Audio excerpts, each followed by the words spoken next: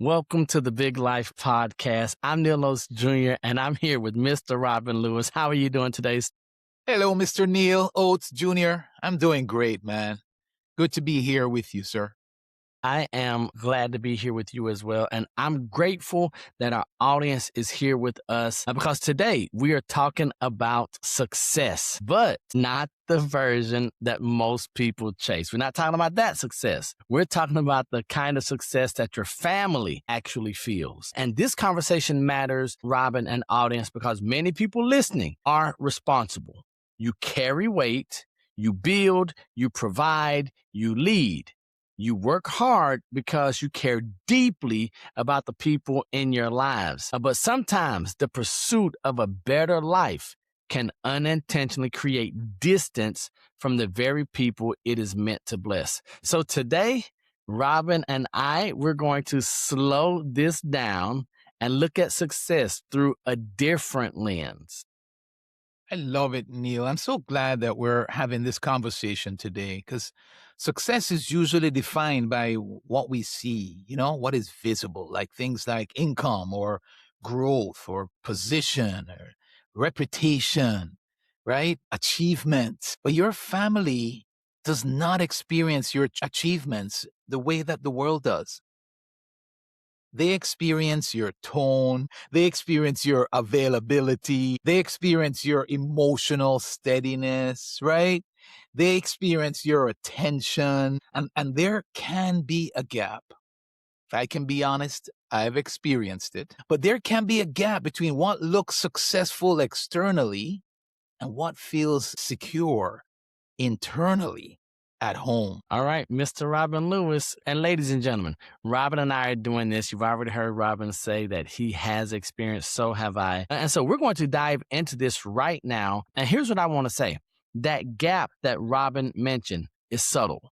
You can be winning professionally and slowly drifting, there's an ugly word, drifting relationally without realizing it. You can be building something impressive and unintentionally building distance at the same time, because most people do not do this intentionally. Hear me. We know it's not your heart to create distance or to make the gap wider.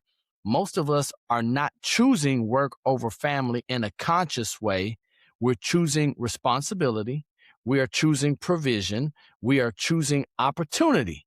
But if success is clearly defined in relational terms, output will always take priority over presence. And presence is what your family, it's what my family feels, not the output. I love that word presence, right? Presence. Presence is a powerful thing, man. It's not about just being there physically in the same room. Like I remember sometimes my wife would say to me, Rob, you're paying more attention to that phone than you are to me. Ouch. And she has said that, Neil. It's about being emotionally accessible. It's about being mentally available, like tuned in. It's about bringing steadiness into the atmosphere of your home. That's what we're talking about today. Families are perceptive. They can tell. They can tell. My wife was able to tell that I wasn't fully present that day. They may not know the details of my day. They may not know the details of your day. They may not understand your business or the complexity of your decisions, but they absolutely feel the energy that you carry through that door. They feel the stress. They can feel stress. They can feel the impatience. They can feel the distraction.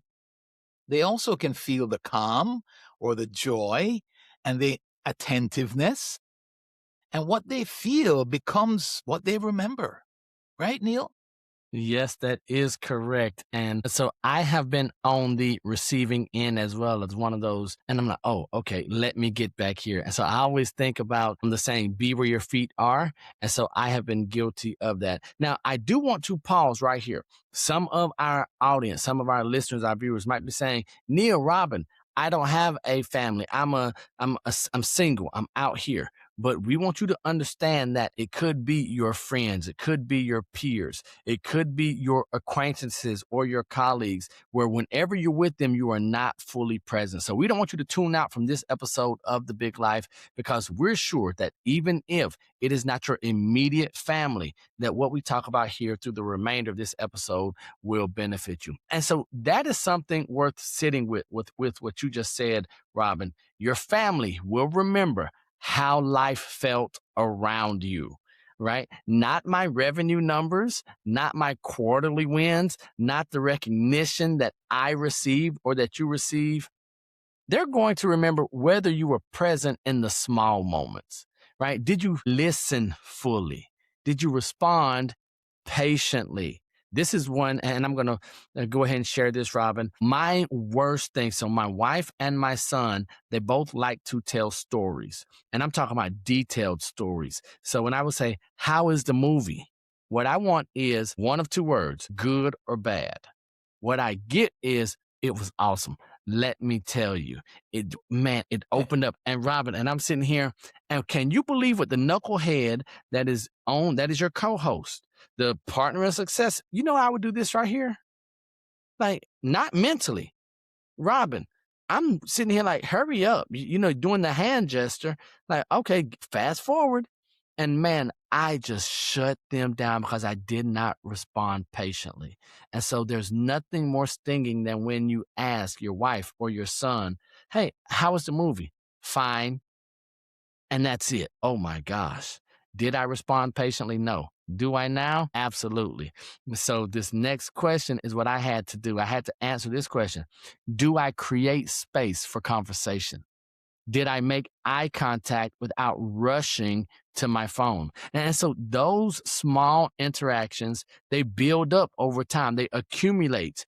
And that's what builds the emotional structure of our homes. And Neil, I do relate to what you just said. And one of the things that hit me some time ago is I give special attention to the people at work. I give special attention to a client or a potential client or a coworker or somebody in the marketplace. And I mean, come on, I should be doing more than that and better than that for people at home. You with Yes, me? sir. But I'm I with you, sir. realized that, yeah. And so I have to be careful of that. Let's talk about modeling for a moment. I think a part of what we do, whether we realize it or not, is that we're teaching our families what success looks like. We're modeling success for them. If success looks like constant urgency, and that is what they absorb. If success looks like chronic stress, then that becomes the norm, right? If success looks like balanced strength and humility, then that becomes the norm. So children and partners, they don't separate ambition from your emotional presence. They experience both of those together. That's the point. And we forget that every day, Robin. And so here's what I have learned. I love our driven, ambitious viewers, listeners, our audience. I love my driven, ambitious partner in success here. But the truth is that many driven people are motivated by something deeper than ambition. And so oftentimes that drive is going to be legacy. And it is a desire to give their family something better than they had. And that could be in finances, it could be with opportunities, it could just be freedom, right? And that motivation is honorable. But sometimes in trying to give what we did not have, we overcorrect. We go just a little bit too far. So if you grew up without, let's say, financial security, you might prioritize income above everything else. If you grew up without affirmations, you might chase achievement as validation. And maybe you grew up with instability. You might pursue control at every level. And if we don't slow down and reflect, that pursuit can create a different kind of absence. It can create a different kind of void. That is so important. We can unintentionally recreate emotional distance. We can, so things that happened to us in the past, we can recreate it, right? Instead of physical absence, it becomes maybe mental absence. Instead of instability, it might look like rigidity, all right? Instead of silence, it might become distraction. So, success without self awareness can slowly produce the very tension that we're trying to avoid. I think self awareness is such a major thing. The more that I grow, is the more that I realize that the importance of that, Neil. Don't you agree, sir? Robert, stop right there. You would think that we would be self-aware already, right? As long as we've been on the journey, we've been going, and we're like, okay, I'm fully self-aware now. But that is not the case. The more aware we become, the more aware we have to become, Robin. That's so true. And that's why redefining success, like what we're talking about today, matters. It's a big deal. If success only includes professional outcomes, your habit will align around those outcomes. But if success includes relational depth and spiritual alignment, then your daily rhythm will make a shift accordingly. All right. So now, because this has my mind working, it's got my heart feeling all types of ways. I'm going backwards in what I've done. I'm going forward into how I want to behave and what I want to do and have my right focus. And then you talk about spiritual alignment. So I want to ask a direct question. When your family thinks about you, what do they feel? Now, you don't answer out loud, especially if you don't want someone else to hear the answer, but answer that. Now, not what do they think, what do they feel? Do they feel calm? Do they feel prioritized and important? Do they feel safe to express themselves without you rushing them or belittling what they say? Do they feel like they have your full attention when they need it? Because those are not automatic results of hard work, ladies and gentlemen. Those are intentional outcomes. Yeah, that's so good, Neil. I think there is a big difference between admiration and trust. Mhm. So our family might admire us and they might admire our great work ethic and so on. They may respect our drive that we have, that we're out there doing what needs to be done. But what they need most, I think, more than the drive and more than the work ethic, is trust, emotional trust, the sense that you're available and that you're steady, right? You're there for them and you're steady. Trust is built in the ordinary moments, in how we respond when we're tired, right? Yeah, that's a yeah. Neil, have you been there too, brother? Hey, I have been there and I try to keep from going back. Sometimes I stop in the car and I remind myself, Rob, this is when you need the energy now, brother. Because you might come home tired. That's a reality. I know that's where that came from, Neil, because it's a reality. When we're out there doing our thing, it does wear on us, right? And so, but that's when we have to be really intentional about how we respond when we're in that case. How you speak when something small goes wrong is a big deal. In whether you treat home like a sanctuary or like an extension of the workplace, right?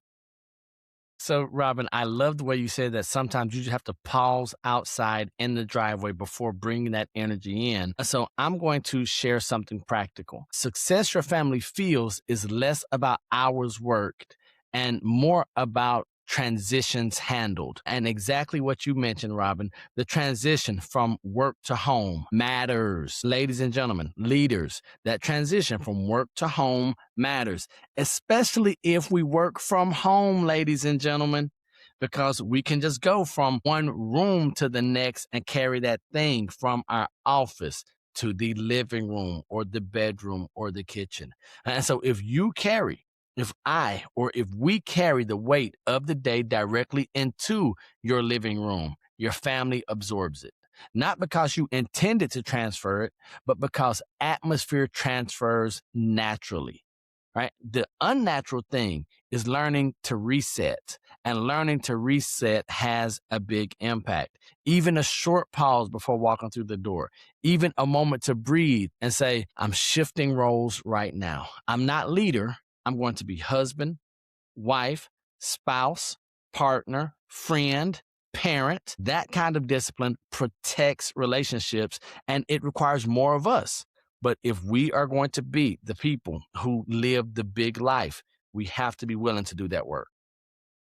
Yeah, and for, the macho people like Robin, that discipline is not a weakness. That's maturity. That's maturity. That's leadership in its most meaningful form. That's leadership. Right, Neil? Yes, And sir. man, we're serving our family today, brother. Another piece of this conversation is repair.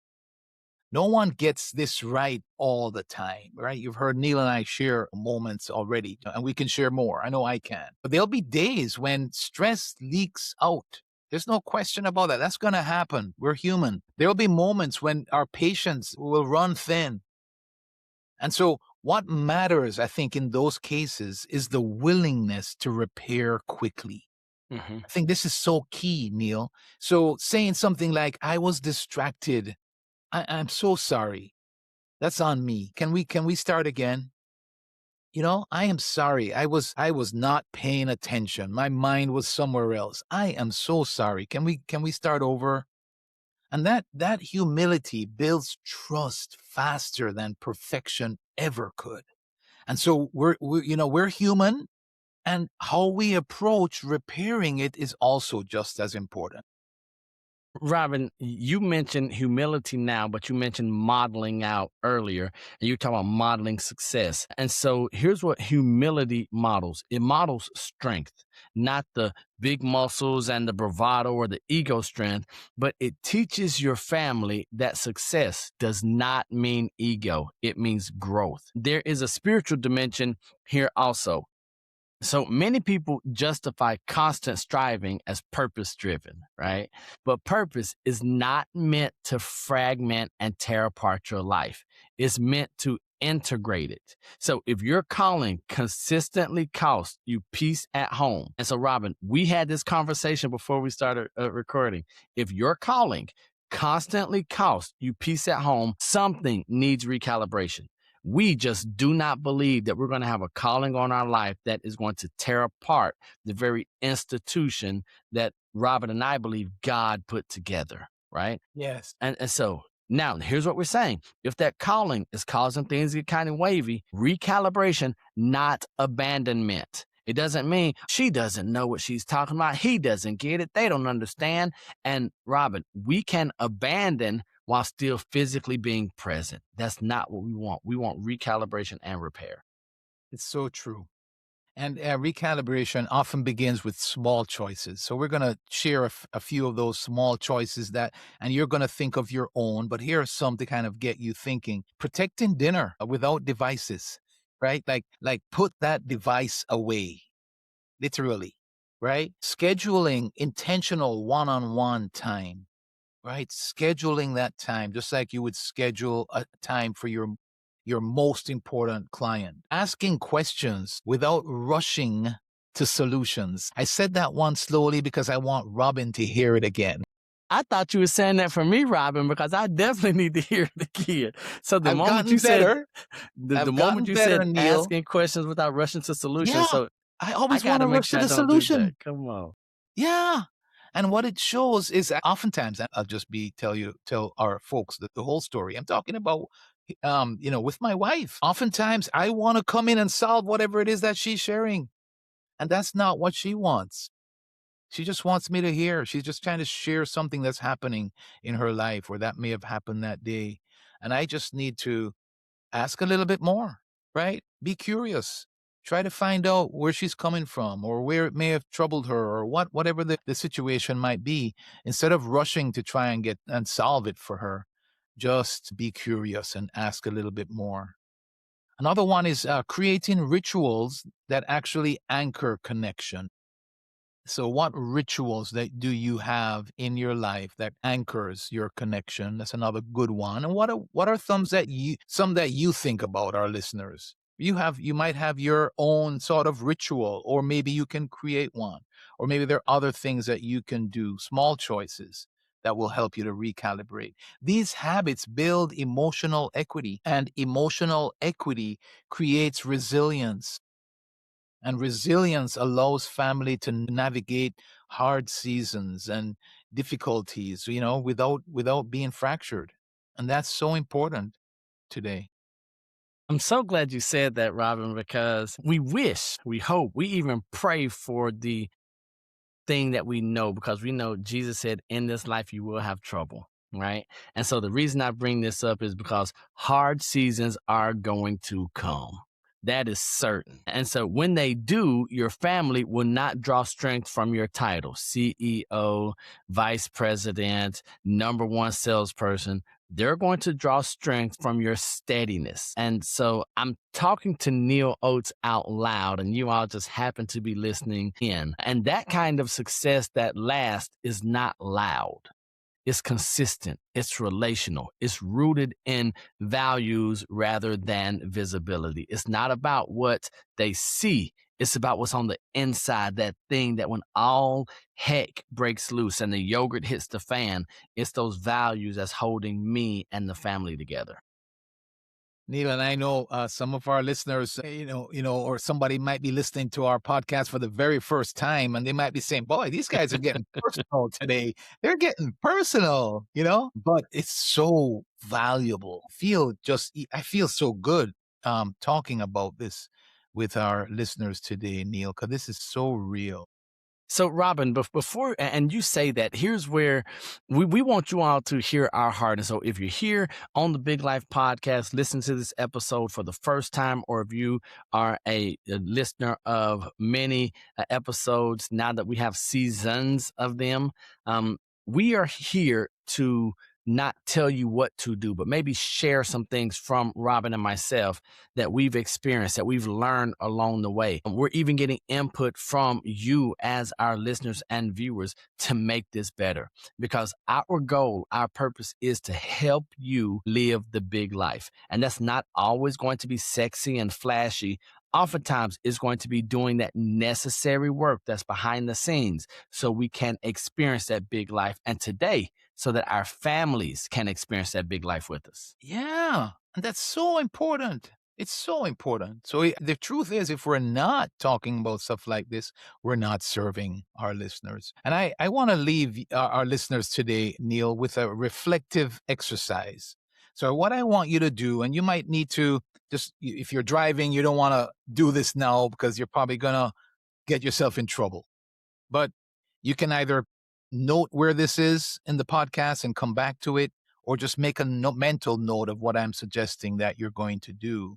I want you to imagine your family describing you 10 years from now, right? You're imagining what they're going to say to describe you 10 years from now. What words would you hope that they use? I want to suggest some for you. Present. Yeah, I would like my family to be able to say that. Present, patient, grounded, joyful, faithful, engaged, and what other words for you? And then consider whether your current habits are building that description. That's a really good way to think of it. What do you want 10 years from now? And is what you're doing now going to get you there? And we're not talking about drastic change here. We're just talking about alignment, recognizing this is what I want. And hey, this might not be in alignment with that. I might need to make a little change here and a little change there in order to make sure that who I want to be is who I'm actually being. So, Robin, I appreciate you saying 10 years because if you said next week, it might be too hard. The lift might be too heavy. I couldn't change what I'm doing or who I am or what they have experienced from me.